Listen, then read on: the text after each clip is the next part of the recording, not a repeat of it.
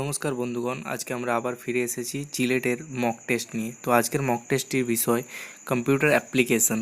তো আমরা আজকের মক টেস্টটি শুরু করব এবং এর আগে আমরা আপনাদেরকে বলবো যে যারা এখনও পর্যন্ত আমাদের চ্যানেলটি সাবস্ক্রাইব করেনি তারা জলদি সাবস্ক্রাইব করে ফেলুন এবং নিচে রাখা বেল আইকনটি ক্লিক করে দিন, যাতে আমাদের সমস্ত নোটিফিকেশান এবং সমস্ত আপডেট সবার প্রথমে আপনার কাছেই যায়।